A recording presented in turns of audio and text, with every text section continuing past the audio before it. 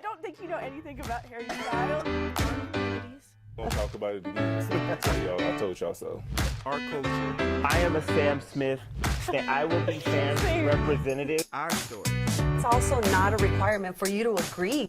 Our opinions. This is the Culture Report. All right, welcome to this week's episode of the Culture Report. As you can see, we have an extra person over here today. Welcome. Hello. Thank you. We have a few stories that we really wanted to get our legal analyst, Whitney Traylor's, perspective on, a little bit of legal advice on. So, Alexia, let's hop into it. All right, so an ally for the LGBTQ plus community, a wife, a mother, and a business owner are just some of the ways that people remember Laura Ann Carlton. Carlton was shot and killed outside her business last week in California after a man shot her in a fight over a pride flag outside her business. Police said the suspect left the scene after the shooting and later got into a shootout with officers. He was shot and killed. In a press conference, police said prior to the shooting, the suspect had made multiple anti-LGBTQ plus and anti-police posts. So, Whitney, I just want to ask you, first of all, since he made all of these threats on social media like X, could they be reliable for anything in this investigation? Well, it could certainly be relevant into the motivation. Now, this individual now has been shot and killed, so whether or not they can actually prosecute will be a question. There are certain circumstances where they can posthumously prosecute, meaning after the person's dead. But here, in this case, I don't see a lot of those reasons. It's extraordinary type situations. So here, had he lived or still been alive, certainly the post and the other social media things that he did would be relevant in terms of the hate crime portion of the case. What constitutes a hate crime? Like, I know, for example, the post on X was like a burning flag. I don't know that he was the one that took the photo, but he posted about it. So. And that's a good question. What constitutes it? Because, and they'll take into a number of things, not just the picture, but if he made any statements underneath or what have you. But a hate crime is a crime that's committed when the motivation is some sort of bias or prejudice against a certain group, and that could be based on your religion, your sexual orientation, a disability, those types of things. So it's when the crime is at least in part motivated by those factors. So that's why when he ripped the pride sign down, he's alleged to have yelled a number of homophobic type terms. That would be relevant in terms of what was the motivation. And then certainly the social media would show the mindset leading up to the shooting. Absolutely. And just lastly, just as like the human element, like the human side of things, I'm like, it's really unfortunate that we've gotten to a point in society where just because you disagree with someone or someone's lifestyle or anything that you just go on and attack them and berate them. I feel like there's so many things, so many people I don't agree with. Yeah. And you will never see me doing anything like that. So I'm like, if you don't like it, if you're not into me or my lifestyle or anything, and it sucks that allies are even being brought into it now. That's the scary part, and I really hope that doesn't hinder anybody from wanting to be very outward about their allyship. Yeah. So yeah, it is very polarizing, and actually a lot of these hate crimes do not get reported. Right. And so they're saying they want to report them so that they can start to be tracked. And that's actually the reason why we have now some of these federal hate crimes was because there was no punishment because it was an underlying crime already. So now we have a number of different laws for that reason. Just to even keep track makes it relevant. Right. Absolutely. Well, we'll definitely be keeping an eye on it and see what happens with the case. So, all right, y'all. Now to my family's favorite white savior movie. The family whose story inspired the hit movie The Blind Side is fighting back against what they call outlandish claims that Miacheal Oher made against them. So the former NFL player filed a lawsuit claiming he only learned 6 months ago that the Tuohys had adopted him in 2004 instead established a conservatorship that he now wants to terminate. So right now, the Tuohy family's attorneys are using Oher's own words against him, pointing to his book, I Beat the Odds, where in 2011 he wrote, Sean and Leanne would be named as my legal conservators. Honestly, I didn't care what it was called. I was just happy that no one could argue that we weren't legally what we already knew was real. We were a family. The Tuohys now say they're willing to terminate the conservatorship and maintain its purpose was to assist Oher in the college admission process. Now, Oher claims the Tuohys also made millions off of his life story and the movie deal for The Blind Side. So while he earned nothing. So the Tuohys dispute that too, saying that, and someone close to the film told NBC News that the family received about $700,000 and it was split equally among the family. So It's going to be some serious accounting. I know this hurts me so much because like my family loves that movie. I mean, like, of course, you know, I feel like with the narrative there's some issues with it, but my family loves that movie. Anytime it's on, we love Sandra Bullock. So this hurts me on a personal level, and I'm hoping it's not true. But It's a good movie, I know. Yeah, so, I mean, where does this go, like, from what you've seen with, you know, both of them saying, no, you didn't get the money, or I didn't get the money, and they say they did. Does he have a case with where this is at right now? Well, it's interesting because the real issue is, and this is like any case, all cases boil down to liability and then damages. Mm-hmm. Did the person do something wrong? And if so, how much is it worth? And so here, the real question is, did he suffer any damages as a result of them being a conservator? And by the way, that quote, I don't think that quote necessarily makes the argument for the Tuohys, because what he said was, I don't care what it was called, I thought we were a family. And his claim is that he thought he was being adopted, and right. He's alleging that they told him, hey, we have to call it a conservatorship because you're over 18. And the conservatorship gave them the right to make his medical and education decisions and sign contracts on his behalf.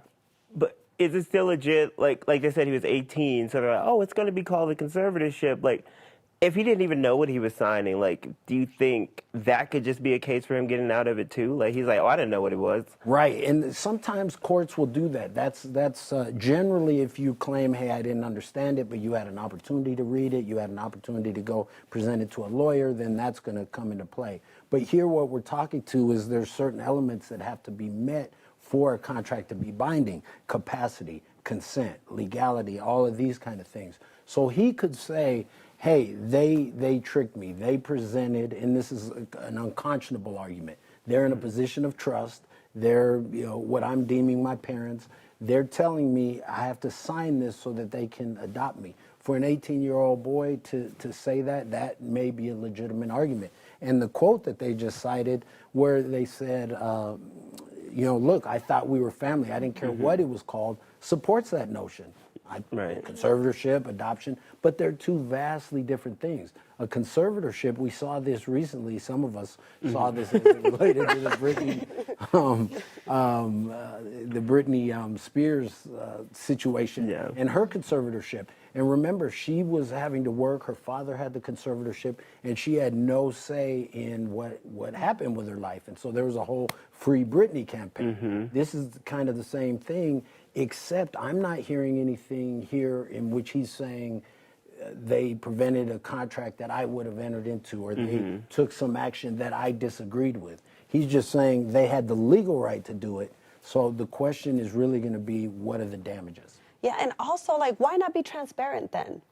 Well, that's a good question. And a lot of people are saying, look, in Tennessee, you can adopt somebody after 18. You don't have to do the conservatorship. So why you did that?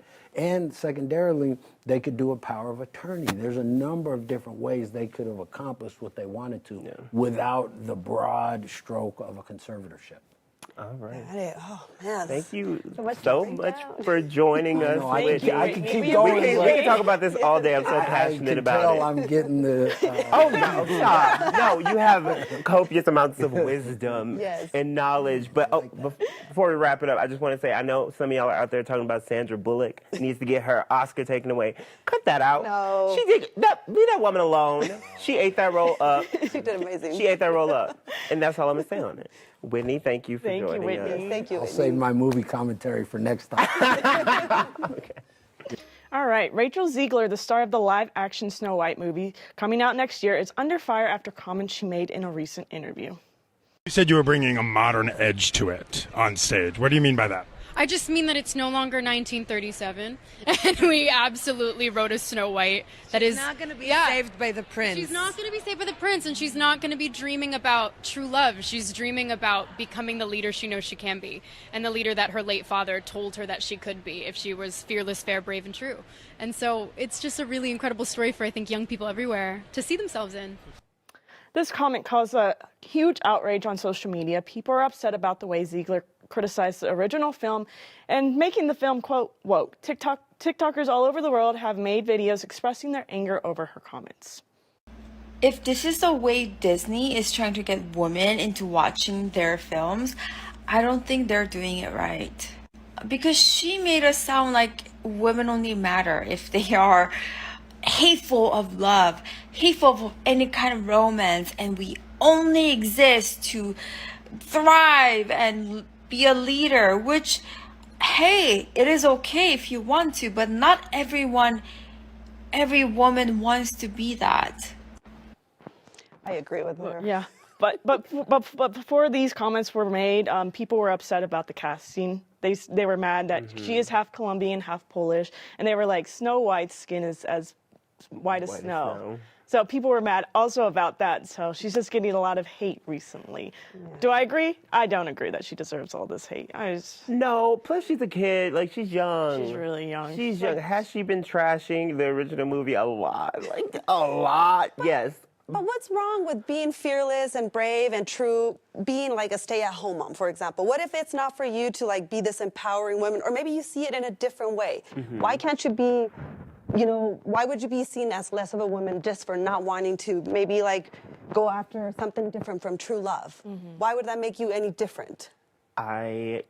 Contrary to what y'all think, I absolutely agree. I think it's okay to just want a man and vibe at home. I think it is empowering. I think that's empowering in itself because, I mean, especially now that the wave is to, reject love and reject men and I'm my own boss or whatever. So if you're outwardly saying like, oh no, I want to stay at home, I want to take care of the house, I want to take care of my man, you got to be strong to do all that because you're going to have so much pushback. Yeah. So I think that's very empowering. Yeah. I just don't understand the hatred. I mean, it's a rebrand of this film, obviously, but there's also been other rebrands of this film. We saw the Snow White movie with Kristen Stewart. We saw the Snow White movie with Lily Collins. Where was the hatred towards that movie? Is it because of her comments? Like, those leads were also like strong women leads as well, just as what she's describing. So where was the hate there? Yeah, I am really discouraged to see like all the racism comments. That part of it, I don't think she deserved that. I mean, she is entitled to her opinion. She did, like you said, speak very negatively or parts negatively about the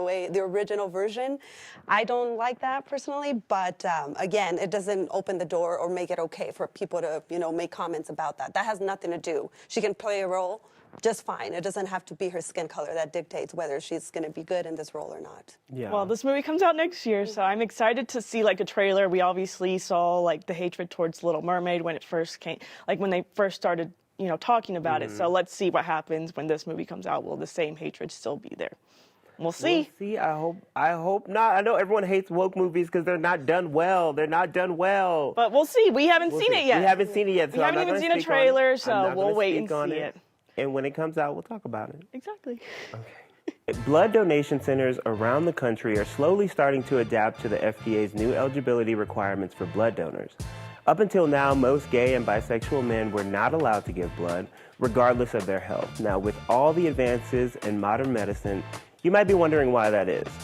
So, according to the FDA, back in 1983, HIV epidemic guidelines banned men who had sex with men from giving blood.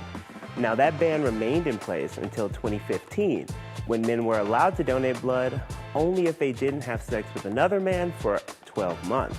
Now, that was shortened to 3 months back in 2020. So now, instead of using the blanket guideline, they'll base it on personal risk factors. It is a step forward, but it is important to mention that people who have HIV will not be able to donate, and neither will people who take medicine to prevent HIV infection, like PrEP.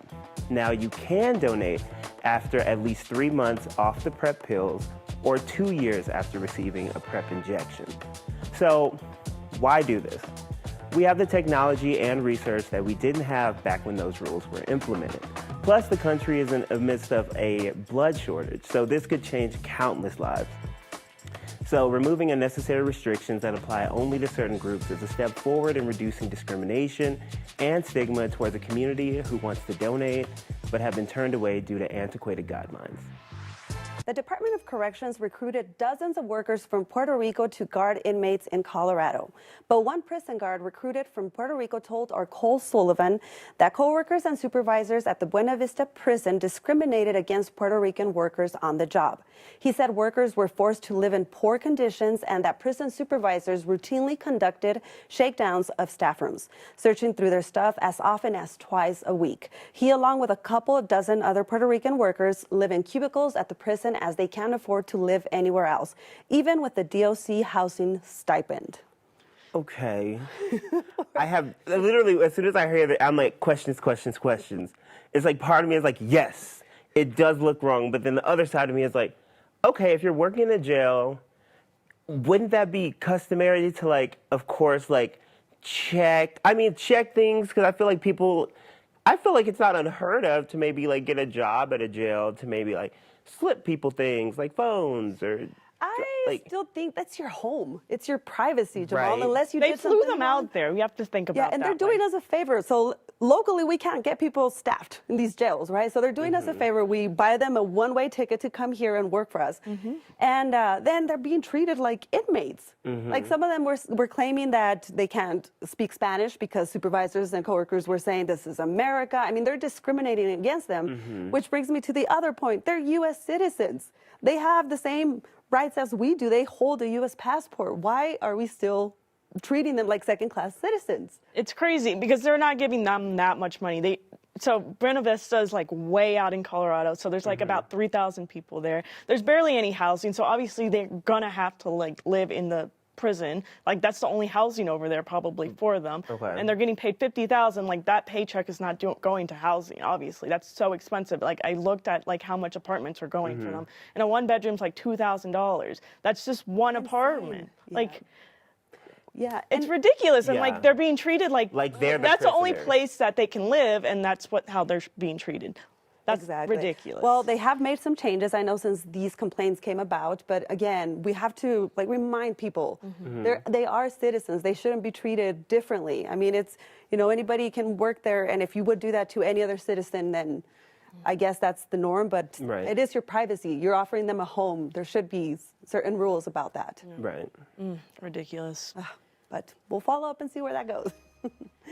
And what should have been a moment of pure celebration for Spain following the team's Women's World Cup victory over England seems to have been overshadowed. Soccer Federation President Luis Rubiales kissed player Jennifer Hermoso on the lips during the medal ceremony after the final. Rubiales initially tried to dismiss this widespread criticism, but later in a video he apologized. In a video from the locker room, Hermoso said she didn't like the kiss. Spain's prime minister called Rubiales' behavior unacceptable, and the country's culture minister said in part that it was an act of sexual violence and that women suffer on a daily basis, and it could not be normalized. Absolutely not. Are you kidding? Oh my goodness, I can't imagine how uncomfortable that must have been. That was so weird to watch. Like just watch. Was that your first time watching it or seeing That it? was so. I saw it yesterday, but I'm like watching it again. I'm just like, ugh. I know. Like when I first saw this, I was like, is this like a European? Like, is this something I don't know about? Like, I know different countries and different cultures have different customs and such. I don't know. I mean, I think we've seen a lot where they do the two kisses, like on Right. the cheek, but this, I mean, he grabbed He her on the grabbed face her. and kissed her on the lips, and I think she did kind of say, oh, it's not a big deal afterwards, like, Right. it's something we do, it's celebration, blah, blah, but it's her boss. I mean... It is, right. I'm like, so it doesn't matter what country we're in, like, you shouldn't be, if you're somebody's boss, like, you shouldn't be kissing anybody on the, what? And then there's that video of him when they actually won, where he grabs his private parts. that part is also disturbing like as well. That paired with this, and I'm like, what's happening here? What is going on here? This is disgusting. That one was weird. Yeah. The crotch grab, girl, and then you want to grab my face after you did that? And I feel so if bad I was because her, I feel bad because I feel like this is overshadowing the whole win. Yeah. Unfortunately, this is what people are talking about. They're not talking about the win. They're talking about what happened with Yeah. this president. And initially, when he dismissed everything, he only apologized after, he called people criticizing him idiots. But, clearly, I think now at least some steps can be taken in the right direction because they already have history of having mistreatment, or they have said or claimed that they've been mistreated, at least a dozen of the players from like the coach and the team. So hopefully this will, at least, open up the door to having more discussion and more protections for this. Yeah, do better, child. But let's not forget that they won, and that is great. They won. They Let's made celebrate history. that. That's awesome. Let's celebrate. Let's celebrate that. If you haven't seen it, Jamal, she did post a photo of like her looking like Messi, holding the trophies, sleeping, copying that. It was amazing. I love that. Yeah. Period. All right. And wash your hands. Go. All right, and let's talk about some more good news. So Sha'Carri Richardson is officially the fastest woman in the world. This week during the 100-meter World Championship, Richardson came in first place after crossing the finish line in 10.65 seconds. Richardson told the media at the event, quote, "I'm honored, I'm blessed. I had a great competition, which pulled the best out of me, and I'm just honored to leave with the gold medal." Congrats to her. And Maluma baby fans, the wait is over. On Friday, Maluma will release his highly anticipated album, Don Juan. But this album is going to be a little different as the Colombian superstar is taking on Regional Mexicano. He said that he sensed that corridos and banda music were going to enter the global market, and now the sound is everywhere. Just look up Peso Pluma or Grupo Frontera, and surely you'll recognize the genre. And Alexi and I, along with our friend Rachel, got to see Sam Smith in concert this weekend. It was such a great time. Sam fostered in such a fun, free, and accepting environment, and used their platform to unapologetically celebrate queer culture. But a little warning, the show isn't for the faint of heart. It did get a little spicy towards the end, but we loved every moment. Alexia knows what I'm talking about. It did. It got a little spicy, but I enjoyed it. It got steamy. It was a good time, though. It only was towards the end. It was expected, though, because I think he's done that with costumes before, right? I feel like, this tour. And I feel like I'm so excited because, we're so excited, Alexia and I. Like, we're huge fans, and to see them go through this journey.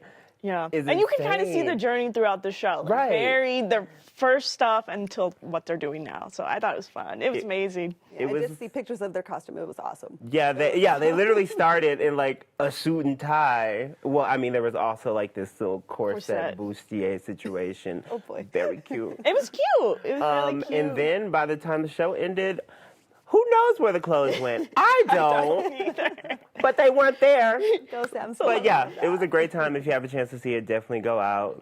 Cover the kids' eyes, though. All right, thank you so much for joining this episode of the Culture Report. We'll be back to continue the conversation next Thursday right here on 9 News Plus and 9news.com.